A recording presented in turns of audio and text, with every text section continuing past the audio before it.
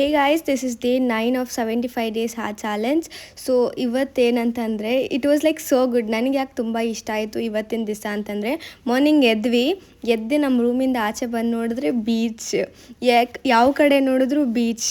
ನಾವು ಈ private beach ನಾವು ದಾಟಿ ಹೋಗಬೇಕು ಅಂತಂದರೆ we have to almost cross ಒಂದು 10-20 ಕಿಲೋಮೀಟರ್ಸ್ ಕ್ರಾಸ್ ಆಗಬೇಕು.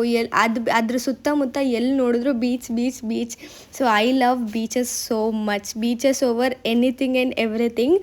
ಮಾರ್ನಿಂಗ್ ಎದ್ದು ಬ್ರೇಕ್ಫಾಸ್ಟ್ ಮಾಡಿ ಬೀಚಲ್ಲಿ 2 hours ಆಟಾಡಿ ಆ್ಯಂಡ್ ದೆನ್ ತಿರ್ಗಾ ಪೂಲ್ಗೆ ಹೋಗಿ ಅಲ್ಲಿ ಒಂದು 2 to 3 hours ಆಟಾಡಿ ಒಟ್ಟು ಫುಲ್ ಡೇ ಬೀಚಲ್ಲೇ ಕಳೆದಿದ್ದೀವಿ. ಆ್ಯಂಡ್ ದೆನ್ ಹೋಗಿ ಫ್ರೆಶ್ ಆಗಾದಮೇಲೆ ಈ ಔಟ್ಫಿಟ್ಗೆ ನಾನು ಚೇಂಜ್ ಮಾಡ್ಕೊಂಡು ಬಂದೆ, just because to take some pics ಎಲ್ಲನೂ.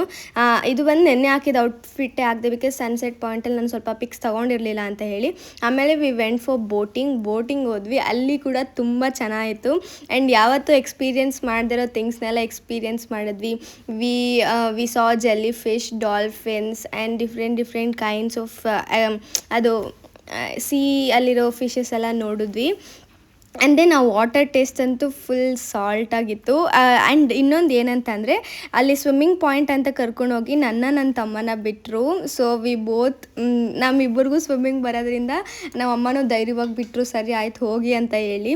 ಫುಲ್ ಡೆಪ್ತ್ ಇತ್ತು. ಥ್ಯಾಂಕ್ ಗಾಡ್ ಏನಂತಾನೆ ನಾವು ಸ್ವಿಮ್ಮಿಂಗ್ ಪಾಯಿಂಟಲ್ಲಿ ಸ್ವಿಮ್ ಮಾಡೋಕ್ಕೆ ಇಳಿದಾಗ ಜೆಲ್ಲಿ ಫಿಶ್ ಎಲ್ಲ ಏನೂ ಬರಲಿಲ್ಲ.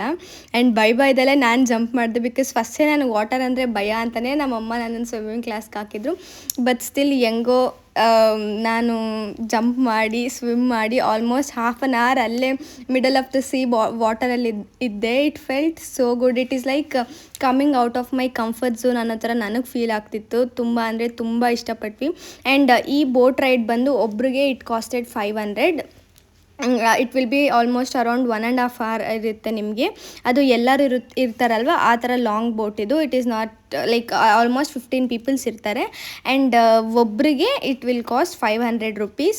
ಅದು 1.5 hour ಜರ್ನಿ ಇರುತ್ತೆ ನಿಮಗೆ.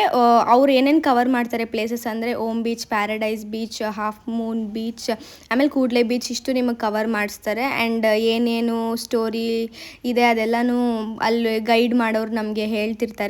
So and this was the scene what happened. ನಮ್ಮನ್ನು ಇಲ್ಲಿಂದ ಲೈಕ್ ಕೂಡ್ಲೆ ಬೀಚಿಂದ ಪ್ಯಾರಡೈಸ್ ಬೀಚ್ ಕರ್ಕೊಂಡೋಗಿ ಅಲ್ಲಿ this is the swimming pot, you can jump and swim ಅಂತ. It was like literally so good. And water delicious ಆಗಿ taste ಮಾಡ್ತಿತ್ತು, ಚೆನ್ನಾಗಿತ್ತು. And guys, ನೀವು ನನ್ನ ಪ್ರೀವಿಯಸ್ ಡೇ ವ್ಲಾಗ್ಸ್ ಎಲ್ಲ ಇನ್ನೂ ನೋಡಿಲ್ಲ ಅಂತ ಅಂದರೆ ಯಾರ್ಯಾರು ನೋಡಿಲ್ವೋ, ಆ್ಯಂಡ್ ಈ ಗೋಕರ್ಣ ಮಿನಿ ವ್ಲಾಗ್ ಕೂಡ ಯಾರ್ಯಾರು ನೋಡಿಲ್ವೋ ಅವರೆಲ್ಲ ಹೋಗಿ ನನ್ನ ಪ್ರೀವಿಯಸ್ ವ್ಲಾಗ್ ನೋಡಿ ಅಂತ ಹೇಳ್ತಾ ಟಿಲ್ ಟುಮಾರೋ ಬಾಯ್.